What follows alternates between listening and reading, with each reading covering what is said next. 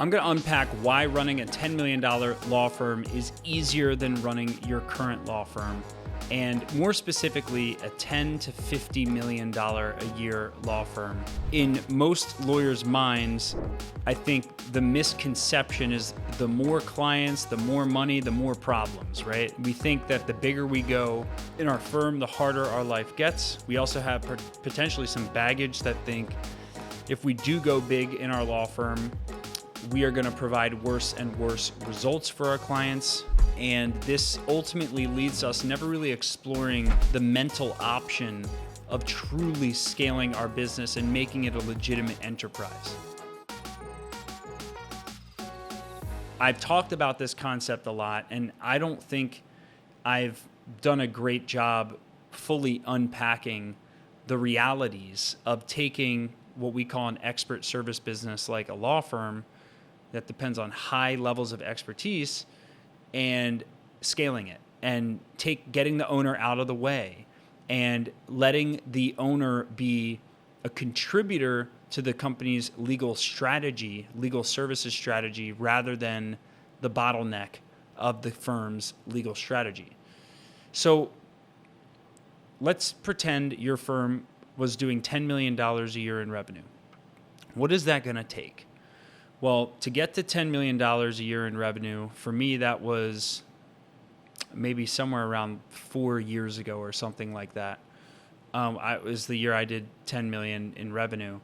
And I remember for me, it was where I first realized I was going to have some serious freedom in my life. At $10 million, provided you have some form of financial wisdom, which I'll explain later, you have the opportunity to be profiting anywhere between $2 to $3 million a year.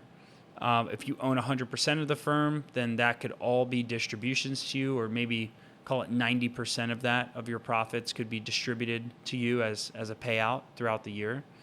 The rest you keep in your bank account just for operating expenses. So A, you make a lot more money. B, with the other $7 million you have invested in your firm, those would all primarily be business expenses. You have an executive team, okay? You have a CMO, you have a COO, you have a head of sales or intake, you have a head of HR and maybe finance, right? And these leaders in your company are running the day-to-day of your firm. You have a head of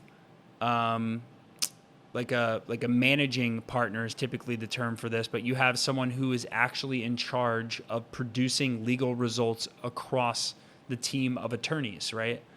And all you do as CEO is you meet with your lieutenants, i.e. your executive team.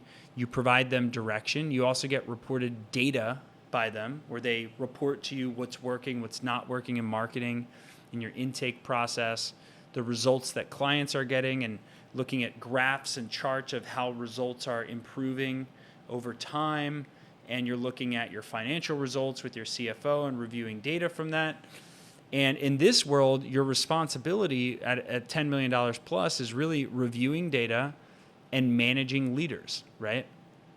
And making decisions, right? Especially decisions with large financial implications. And in this world, you enter a world of offense. You enter a world where you're basically able to choose when you want to work, how much you want to work, what type of work you want to do. You're able to really construct your perfect life when your business truly is ran through a legitimate executive team, and you're making the financial means that you need to not have financial worries at all. And when you're in that situation, you're going to have to confront your true desires in life now that all of your identity isn't wrapped up in you being the smartest person in the room doing all the work yourself. And you're going to have to face that part of you as well once you have freedom. You're going to have to face maybe some of the things that you've been burying deep down beneath a bunch of work, and you're going to have to start challenging yourself to really become more and more authentic and in touch with your real desires and your real self. And that honestly is the hardest part of running a scalable business. Is you become less and less needed in the company. You stop wrapping your identity up in the deliverables of your business so much, and you personally being the one doing all the work. And once all that head trash has been moved out, it presents room for more head trash, which is, again, maybe things you've been burying your head in work and you haven't faced.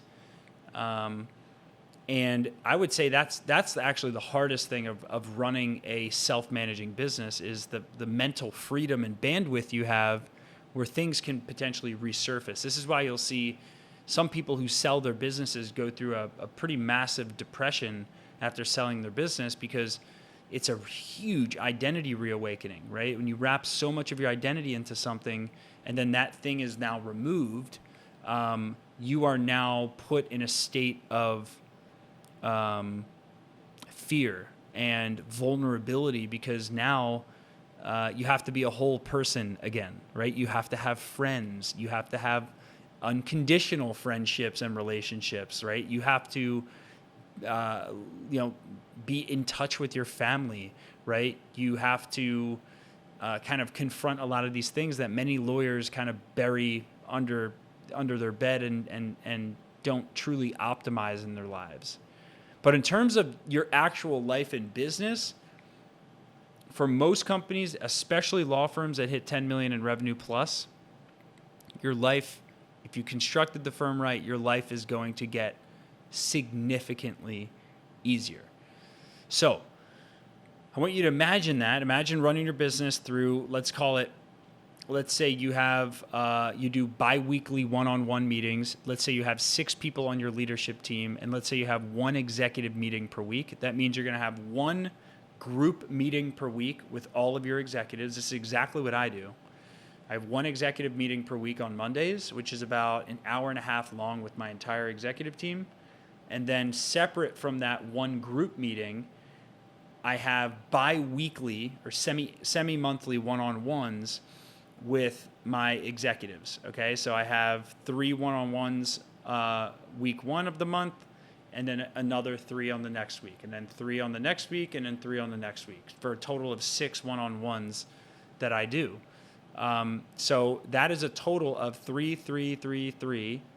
That is 12 one-on-ones that I hold over the course of a month. And push come to shove, okay?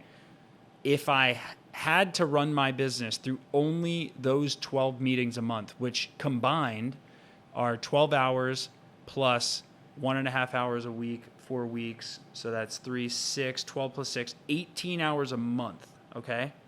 If I had to run my business in 18 hours a month just through those meetings, just through my executive meeting weekly and my semi-monthly 3 one-on-ones every 2 weeks, I could do it. I could run my business in, that many hours per week, right? And it's because I have trust in my leaders. I have trust in the data that I'm being presented in our group meetings so that I'm able to make sharp decisions about the direction of the company. I just met with a CEO coach of mine who said he works about 12 hours per week. 12 hours a week. And this guy has been in charge of multi 9-figure businesses. And what he told me when I went to dinner with him this week, he said, Bill, the bigger the decisions you're making and the bigger you're going, the more space you need. Because he gets paid, he's on some boards of directors and stuff like that, investment committees, stuff like that. He gets paid for a, 1 or 2 hour meeting, right? And when he's on a board, he has to bring the sharpest, most refreshed, most enlightened form of himself to those few hours that he spends on that board meeting. He has to bring the best of the best of the best sharpness so that every minute of those 2 hours are well spent, right? So that the board gets a lot of value from his involvement. So if he was working 24/7, 365, and he comes into these board meetings and he's like, super tired, not really ready to contribute that much, how much value would he be able to provide to these boards? Well, he's able to provide a bunch of value because he gives himself a bunch of free time. And sometimes the highest value time he spends is walking alone on the beach and pondering and thinking and doing research and using ChatGPT every now and then to research different trends and blah, blah, blah, blah, blah. It's that kind of putting around. Jeff Bezos said he likes to putt around in the morning. He likes to kind of take it slow, and he really is delicate with his decision-making muscle, right? So he's not overtaxing it too early in the day, right? And going with the flow and allowing that freedom and giving yourself that open time so you can be sharper, more decisive, more direct with what you expect when you spend that time with your team. Because if you put those constraints on you to where you're only going to run your business from a couple hours a week, I mean, for me, that would be my mission critical meetings are 3 plus 1.5, so 4.5 hours of work a week. It's funny, it's a 4-hour work week, which is a famous book. 4.5 hours a week are my mission critical meetings. Now, because I love what I do, I end up doing other special projects on my terms. No one tells me when I need to do something, though. I initiate everything that I do outside of those 4.5 hours of meetings that I hold per week. But what's interesting is the things that I work on, because I'm not forced to work on them outside of those 4.5 hours of meetings I do per week. The things I work on outside of those 4.5 hours are things I love doing because I'm choosing to do these things, because no fires make it to me. No emergencies make it to me because I have an entire executive layer to handle all of those fires and to tell me if something catastrophic happens and I have to step in, right? Then, okay, that happens maybe once every 3 months, maybe once every 4 months. And yeah, I'll step in, I'll give some input. I'm not going to solve the problem, but I'll give some input on it, right? Because my time is better spent on our next big opportunity, right? And I've made a contract with myself that I am only going to spend time as CEO and as a person on the things that are the highest return on investment for myself, for my family, and for my company, right?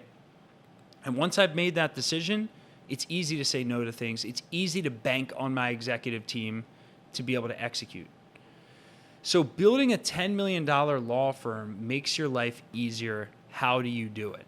Okay. Well, you do it by first scaling up your lead generation. However many leads you're getting right now, 10x it. Get 10 times the leads. Let's say you're getting 100 leads. You need to be getting 1,000 leads a month. Then you solve the intake problems that come as a result of 10xing your lead volume. It's a very simple process. It's simple, but it's not easy. Then we solve our intake. We hire a couple more intake people. We sign up for an intake technology platform to manage our leads.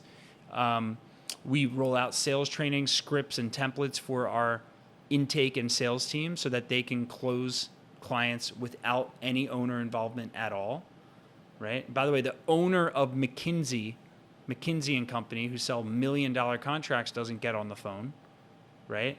There's highly complex businesses like management consulting companies where the owner does not get on the phone with a company like Coca-Cola buying a multi-million-dollar consulting agreement, right?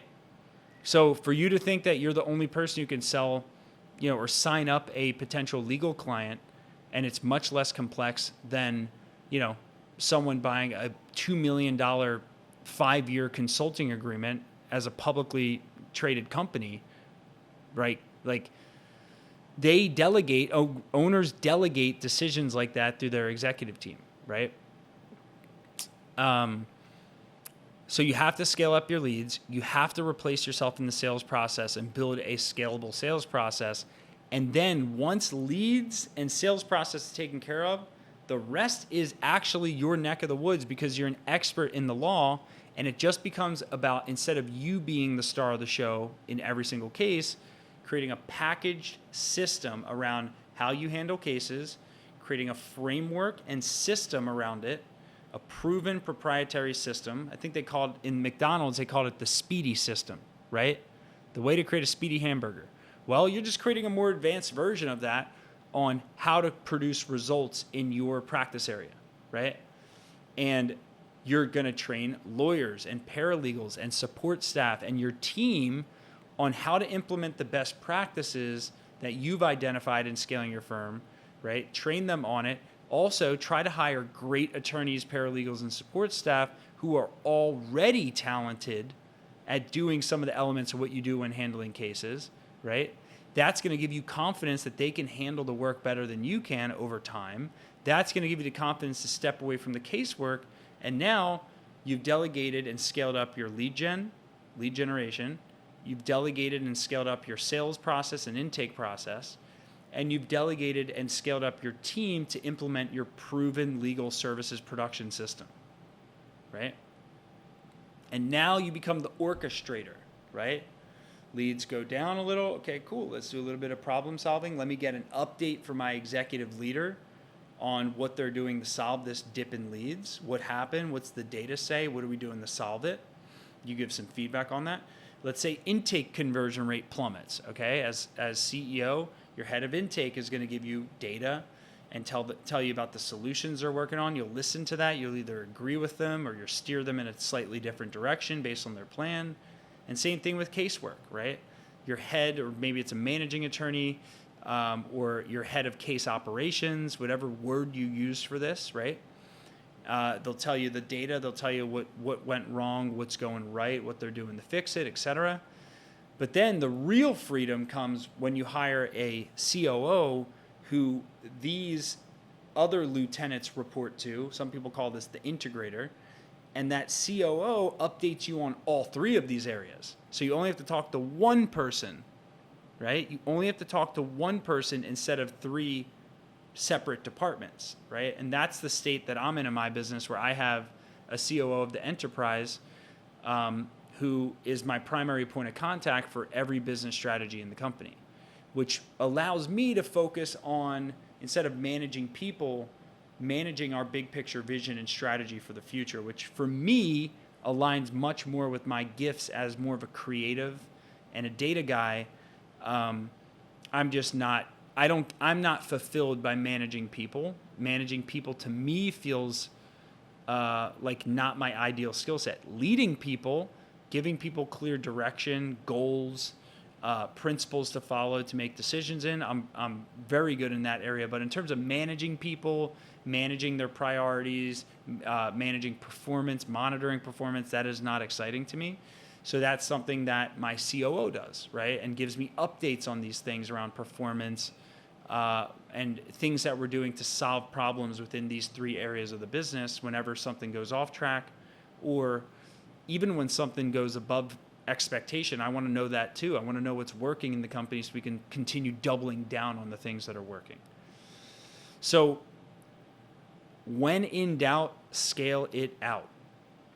Don't be afraid. Don't let fear drive your limitations around scaling your law firm, okay? Fear, false expectations appearing real, okay? But they're false expectations, okay? A lot of the fears that hold you back from scaling your firm are false. They're not true. It's really not going to happen. And if it does happen, you'll make it through, okay? Because most entrepreneurs that are absolutely committed to success and don't give up, they find their way through the pitfalls, okay? So don't waste this opportunity. We are in the gold rush age right now with all the innovations that are happening in AI, with everything that's happening, this fast rate of change with private equity entering the legal market, with non-attorney law firm ownership, and all these other factors that are bleeding in right now. Ton of marketing changes down the pike. All these changes are an opportunity for the committed, right? Because most attorneys are going to bury their head in the sand, complain about why they can't get clients, complain about why they can't find great people, when you're going to be the only person in your market absolutely committed to go into 8 or multiple 8 or even mid 6, actually it would be 9 figures. you're going to be the only person committed to big growth because you know it's the right thing to do based on how much of an expert you are and how it is your ethical duty and obligation to take your quality legal service and spread it to as many people as humanly possible. So make the commitment today that you are going to build a bigger law firm than the law firm that you have right now.